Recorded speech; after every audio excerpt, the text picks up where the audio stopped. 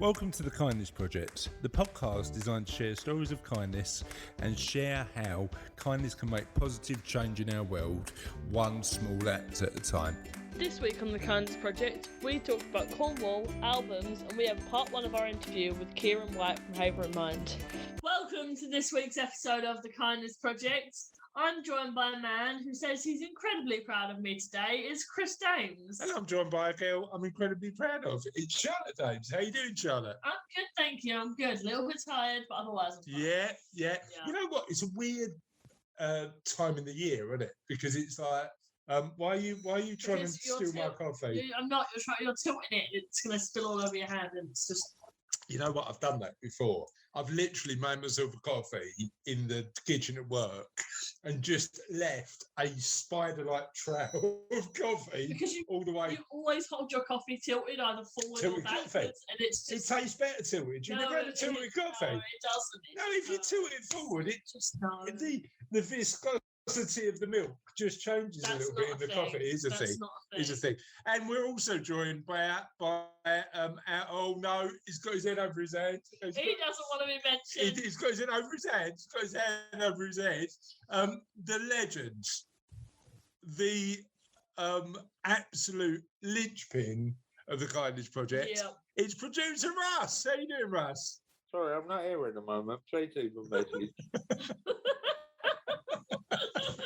Thanks for joining us, Russ. We appreciate it.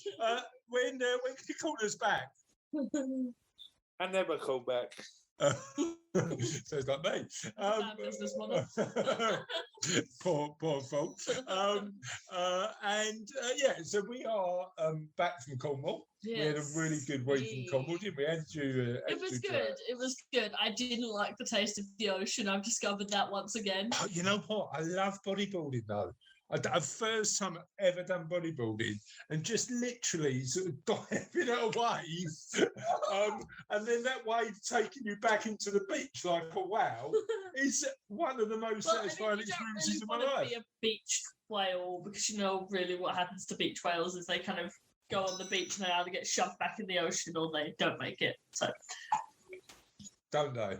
No. You are Captain Cheerfulness from tonight, aren't you? But yeah, no, I love bodybuilding. I don't like the taste of the sea. I had it in my throat and it was there for about 4 or 5 days even after we got back. It was like, But being out in the sea is quite good fun, isn't it? It's okay. Oh, okay. I don't like the sand or the taste of the water. It's kind of cold. Russ, help us here, mate. How do you feel about the sea? Yeah, I quite like the sea. I like sea swimming.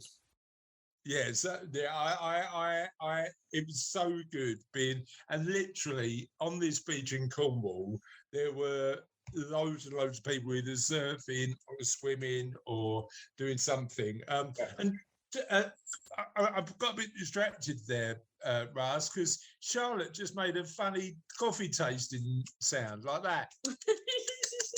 I don't know if you can hear that. Sure, it's not candy. Oh, it might be. It might be a lecture. It might be a lecture thing. But what unofficial question of the podcast, before we get on to the official one, is what noise do you make when you taste stuff? Because I'm a gulper. I'm a bit of a... Oddly enough, when I drink coffee, I make no noise at all. But if I drink tea, I slurp it. I'm a slurper. I'm a slurper and a gulper. But I'm not a... What do you call that noise? Tutter. I was only doing that because the coffee was on my lips and it was dripping. Oh, was it? Oh, right, okay. At least it's getting rid of the taste of seawater, though, right? Oh, that's finally left me now. Okay, fine. Let's talk about question of the podcast. Question of the podcast this week is based on the fact that I've gone back for some inexplicable reason to listening to albums again. You know, like full proper albums from track 1 to track 10 or 11 or 12, and there is a beauty in listening to an album all the way through that you just don't get when you Spotify it and just pick the odd track. I never listen to anything on shuffle. I always listen through all the way. Yeah, so what's your favourite album to listen all the way through?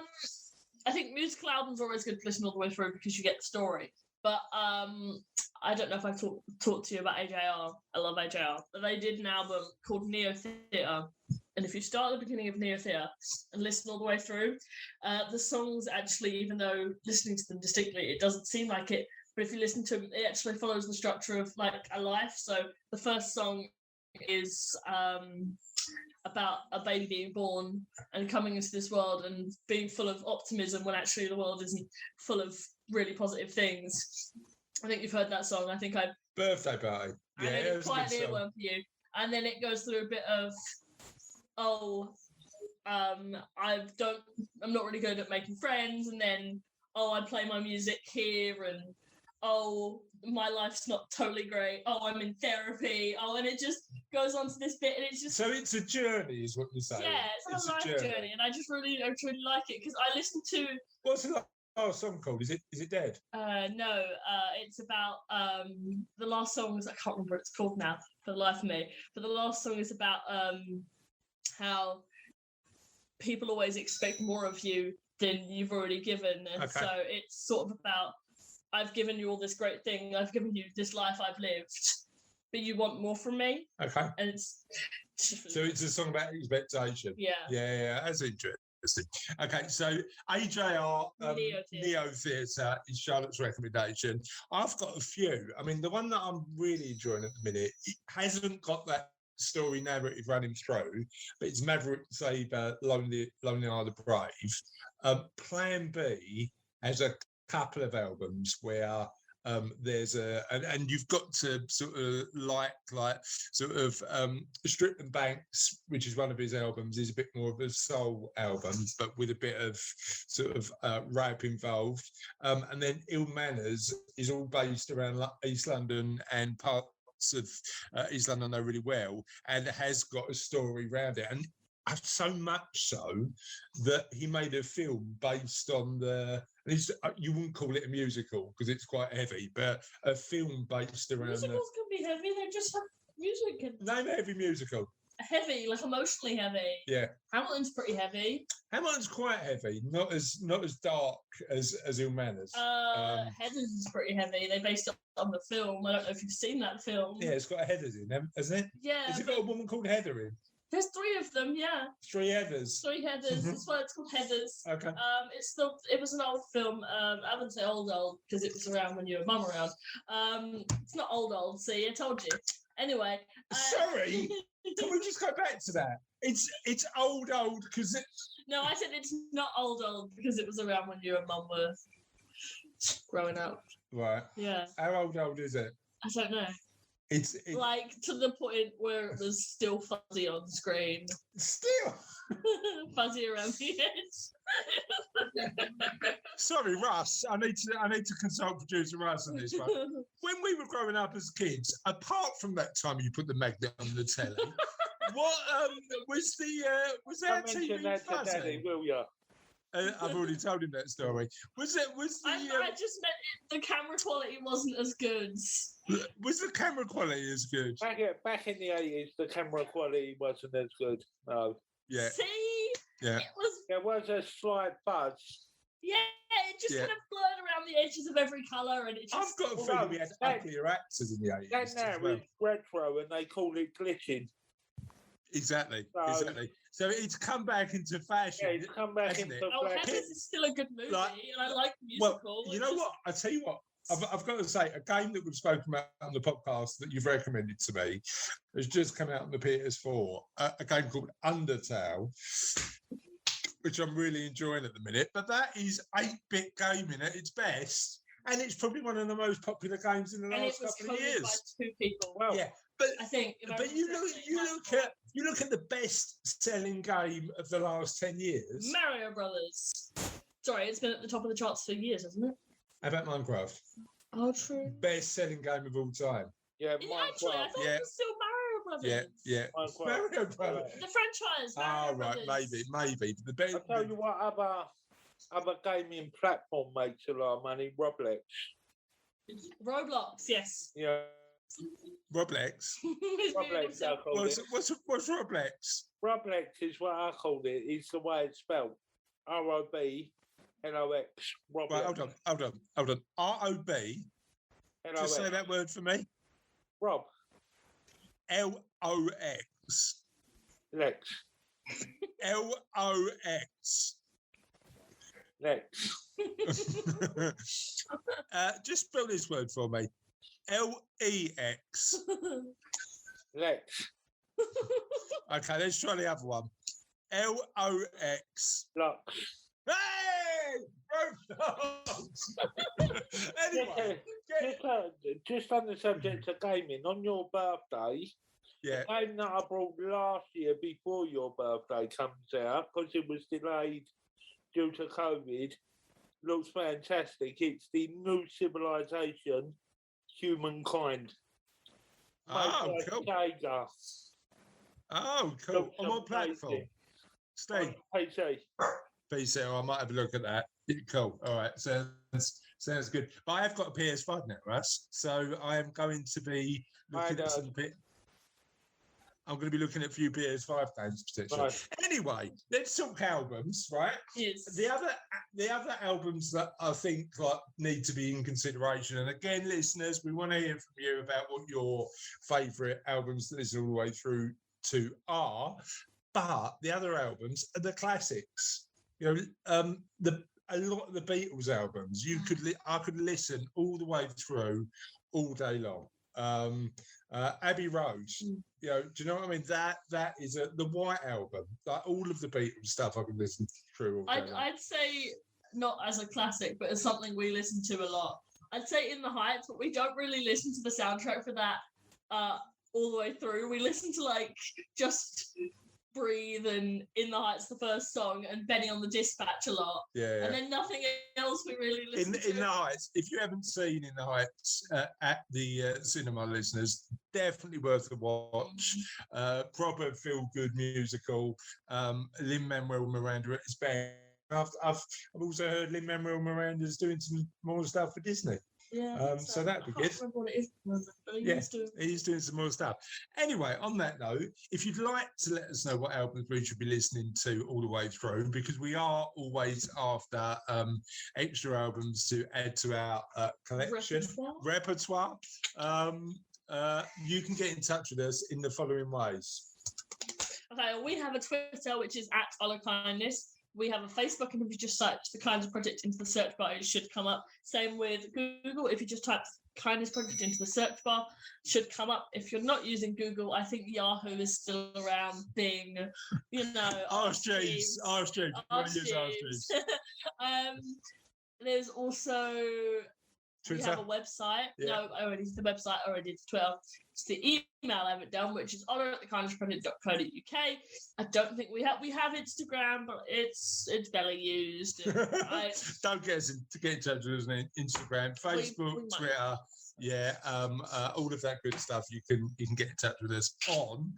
And I'm going to ask Russell: are we on Roblox?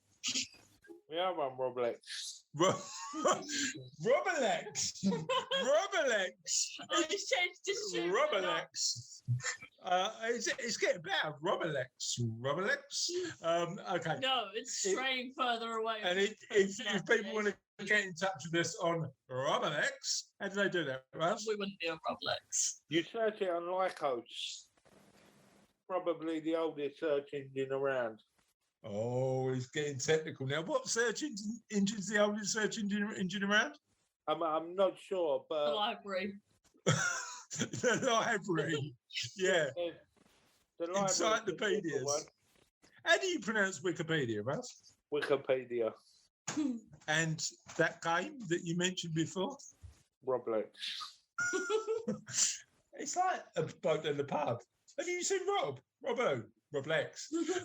Anyway, on that note, we will crack on with the show. I'm shaking there at this.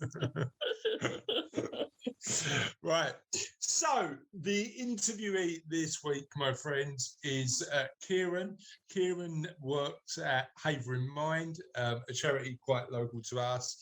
They do amazing work in the community, supporting people's mental health, and particularly over the past. And we've got a series of people having conversations on the podcast about mental health recently, which I've really been enjoying, and certainly thinking about how we can support each other's positive mental health is one of my big interests.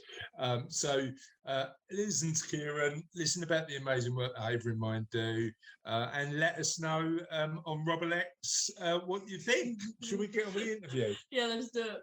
Hi, Ciaran. Thank you for joining us on the Kindness Project. How are you today? I am very well, thank you, Chris. Thank you for inviting me. No worries. And you said you've been gardening today. That sounds like an ideal way to spend a Friday. It sounds like an ideal way to spend the whole week or the whole past 2 months, really, doesn't it? So, yeah, we've been gardening. We're doing a gardening project at Havering Mind, which we're very lucky. We have a great big garden in the back of our office, around the back of our office, that has probably been quite neglected over the years. We haven't ever really, I suppose, taken the time to proper do it up.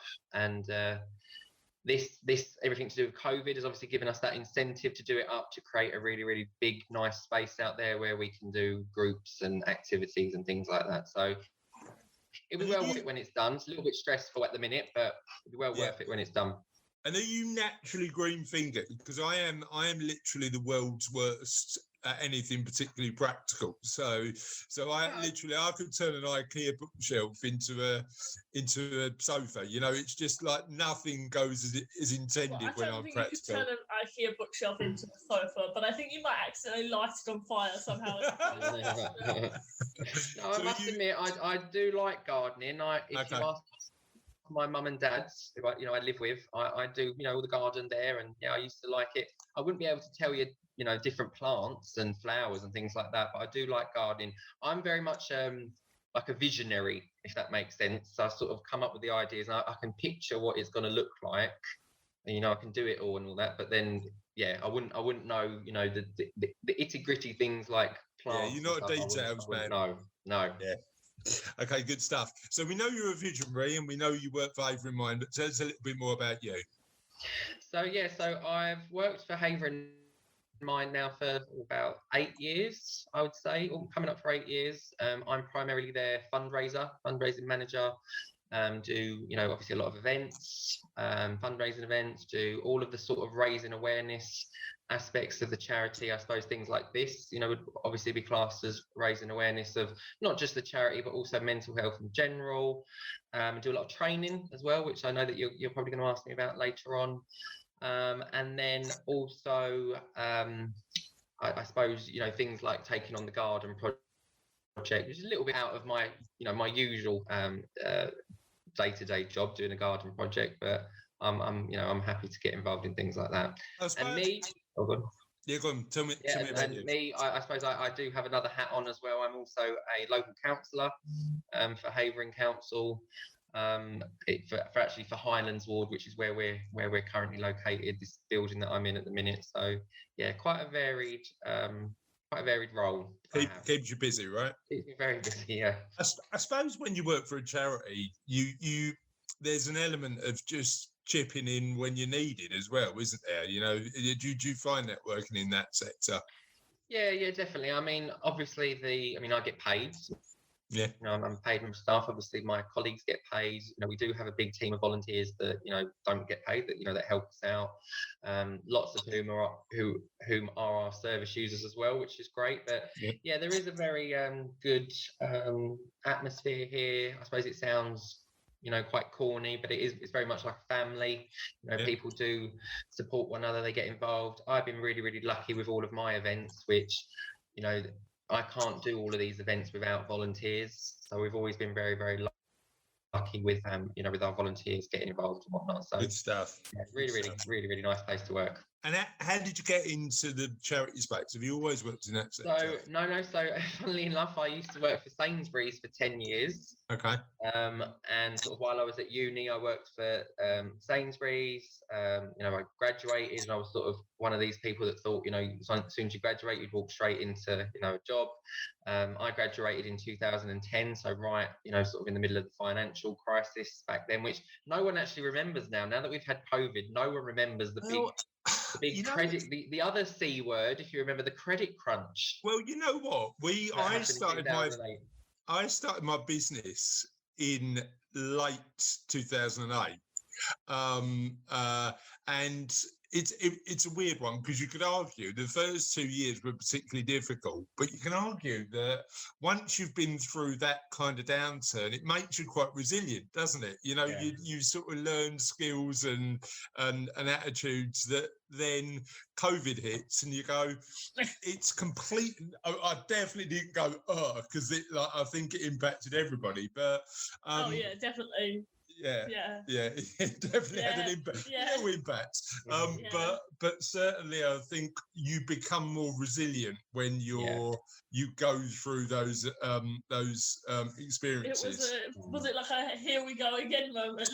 Well, I think like sort of 2008 was a bit of an economic crash. So it's fundamentally different to what 2020 was just a crash. Yeah, 2020 was just like we're not going out, we're not leaving the house anymore.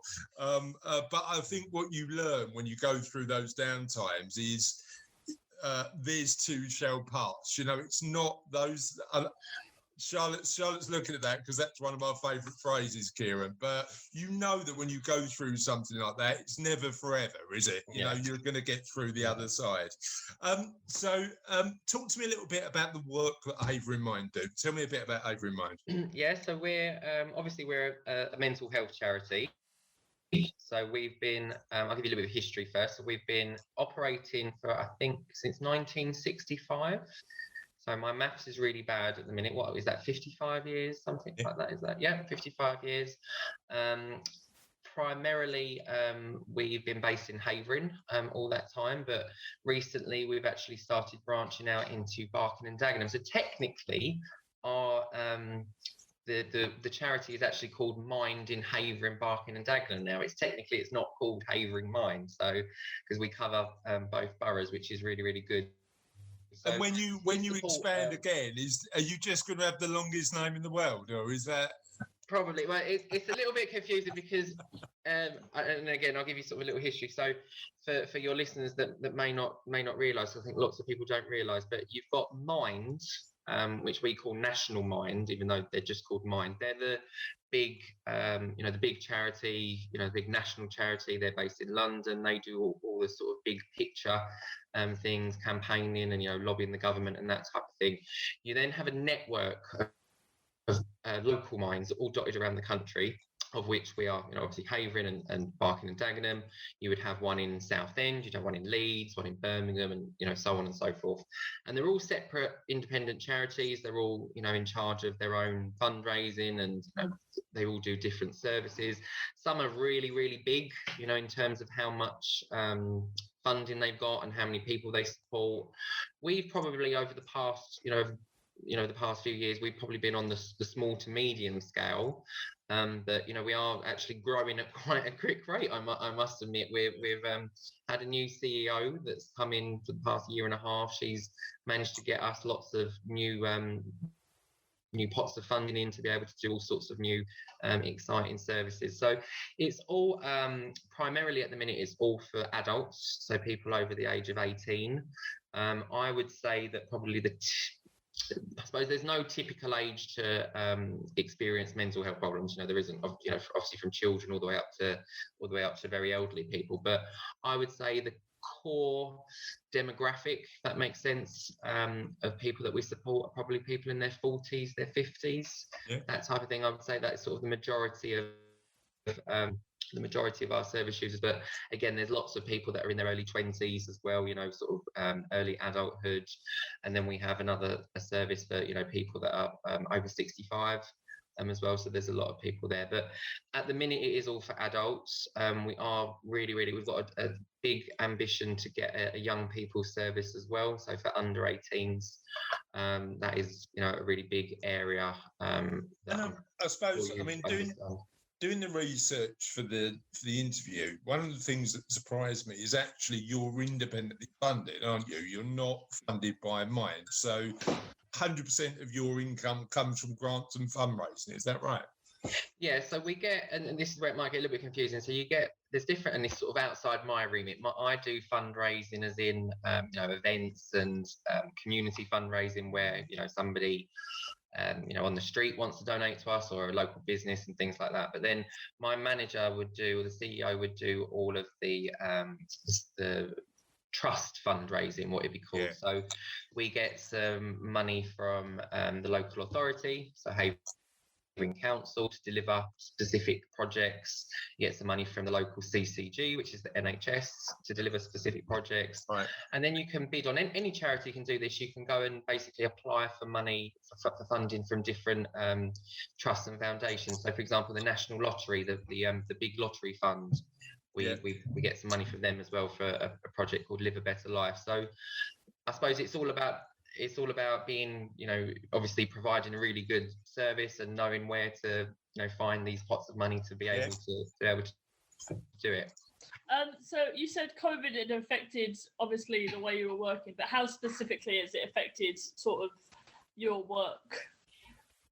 Yeah, so obviously with COVID, with us, like with everybody else, last year in March, whenever it was, we had to go into a state of lockdown. So that meant moving, from an office space to an at-home based, way of working. Now, in normal times, I would call them, we would have all sorts of groups and activities going on here, different health workshops or CBT therapy sessions, or different groups and events and things like that, and all of that obviously had to stop. It had to sort of move to a virtual format over Zoom, just like everybody else. For some people that was great, and they was engaging with it, but for some people as well, they just don't want to do it on Zoom and virtually.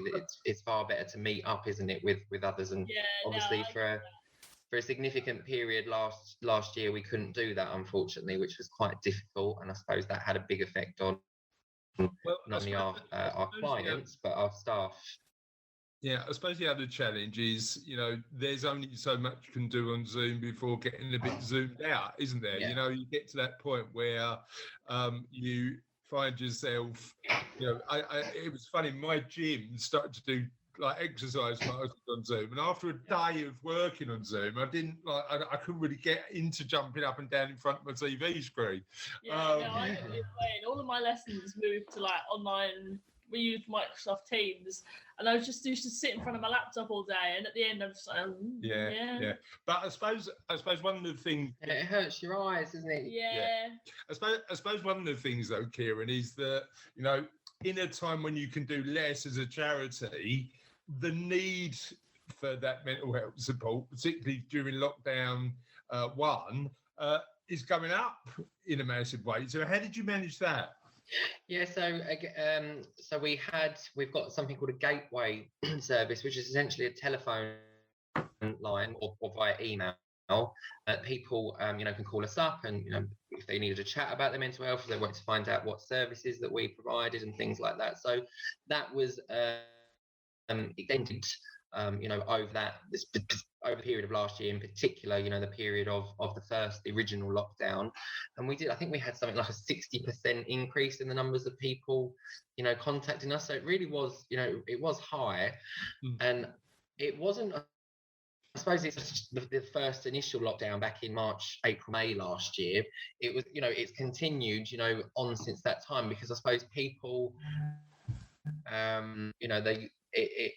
it was sort of the long-term effects, I suppose, of COVID and isolation and stuff like that, that really did affect people.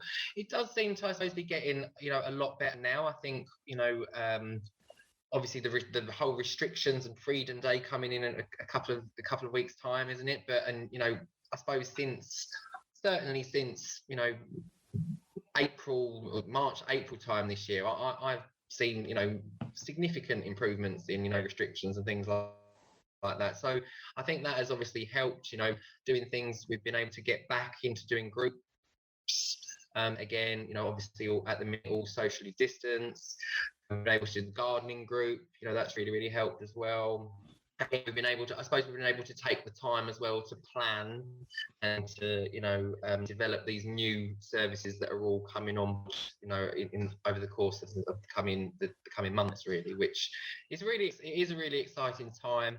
I think the staff and the volunteers are just really, really keen to start getting back to, like with everyone, get back to normal and getting people coming into the building again and doing different things. But I suppose we're obviously all governed by the government and health and safety. Just out of interest, you talk about gardening therapy. Now, I'm not suggesting that gardening is that just so you can get that garden done quicker, Ciaran, or not? Well, the thing is with the garden, it's a massive garden. I will send you some pictures of it. And, the idea is that there'll be a big space out there, like area with a cover on it.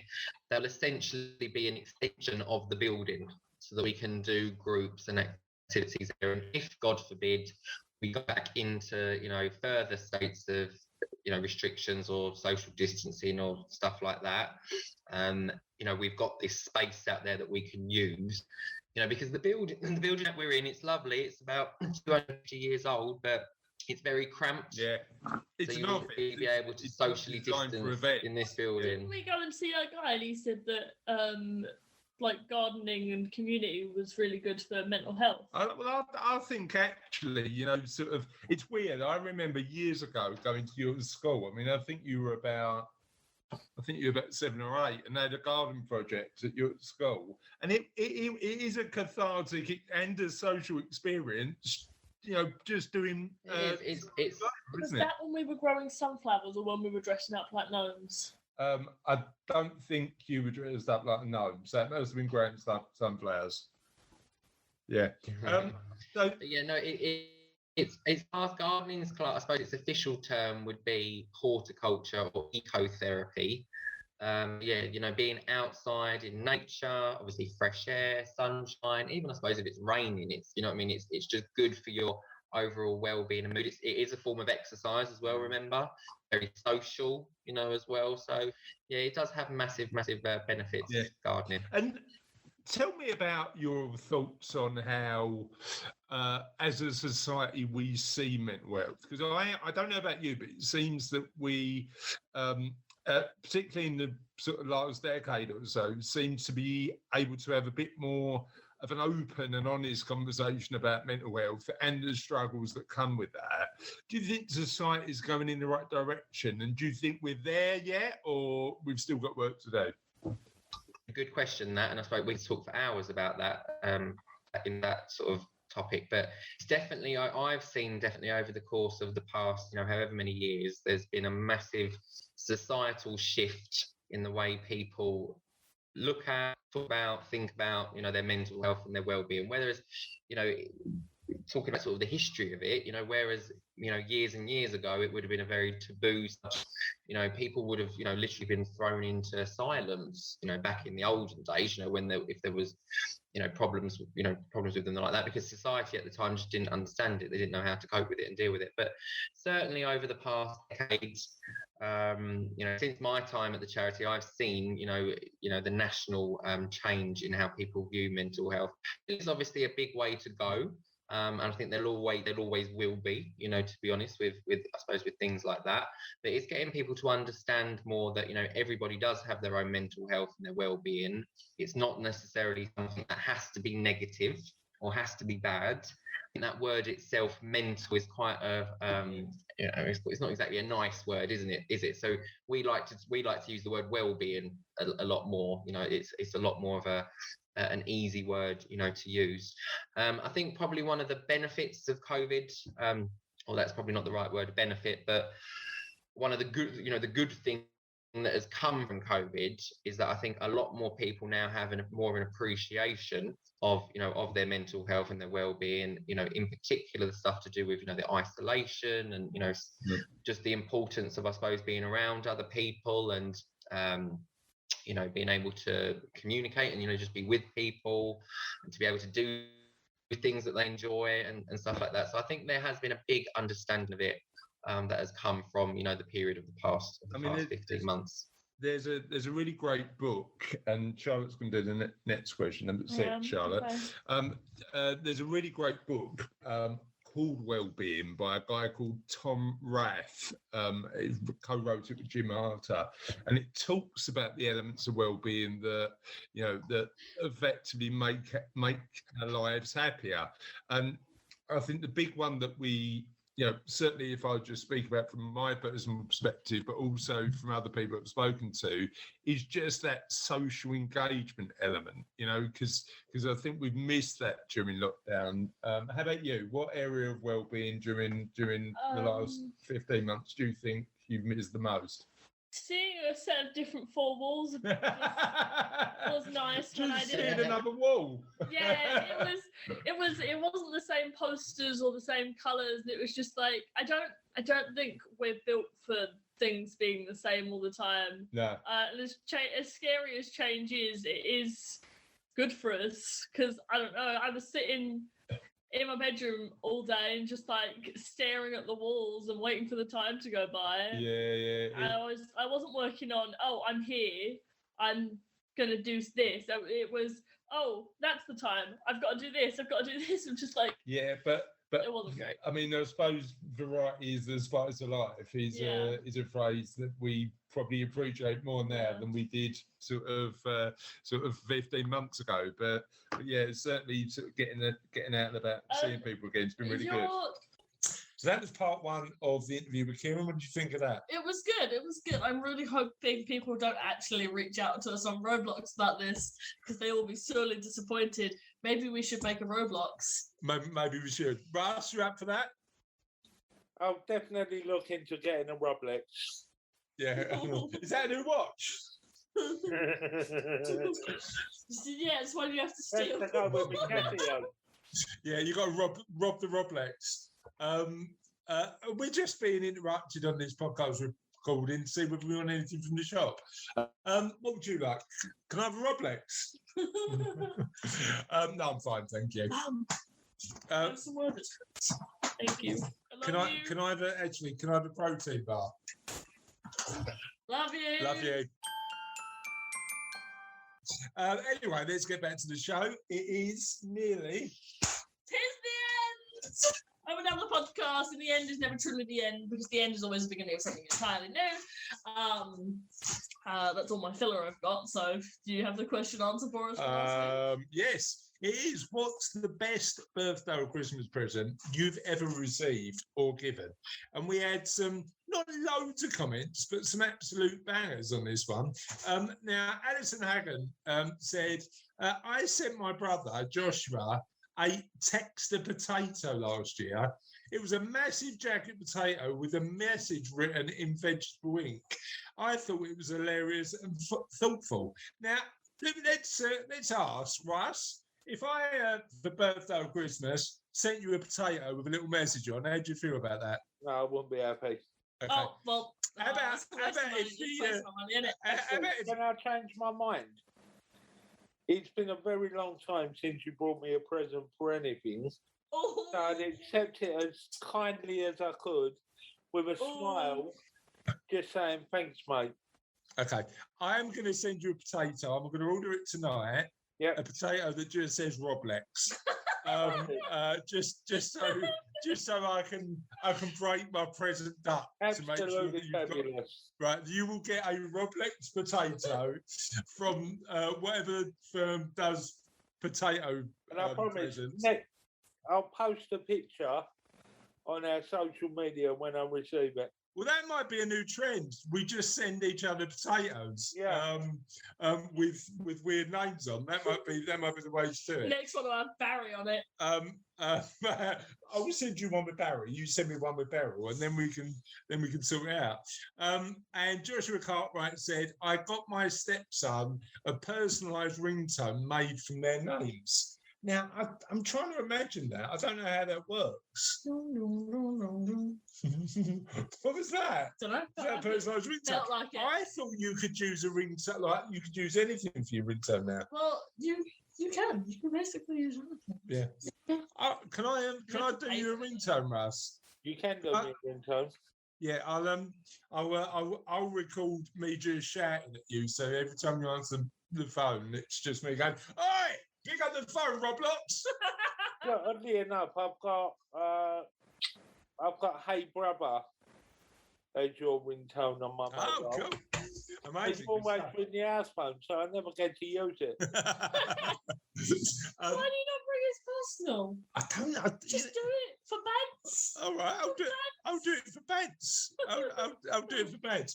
And then Alison's also responded that one of her favourite presents to give, and one that I've actually received. So last Valentine's Day, I got Cassie some nice flowers that I thought was a good gift. I thought, invested quite a lot in these flowers. These good flowers.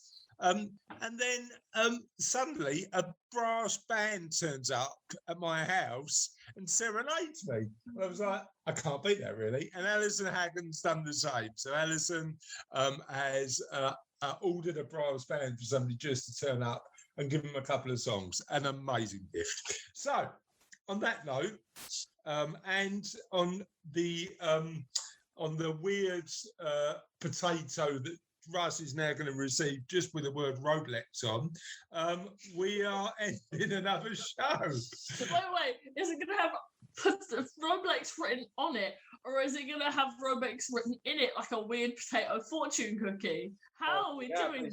That'd be pretty cool, wouldn't it? A weird potato fortune cookie would be pretty cool, right? Would you like a potato fortune cookie, Russ?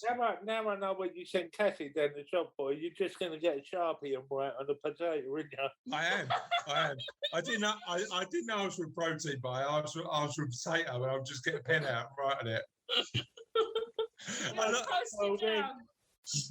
Yeah, look forward to your potato. I'm not going to post it then. I'm just going to chuck it in the direction of your house. It'll get there eventually, but give it to me then. I will. Expect a potato as soon as you get in, aimed at your head. On that note, I think we're all too tired to carry on with this show, and we'll see you next week. Bye. Bye. Bye.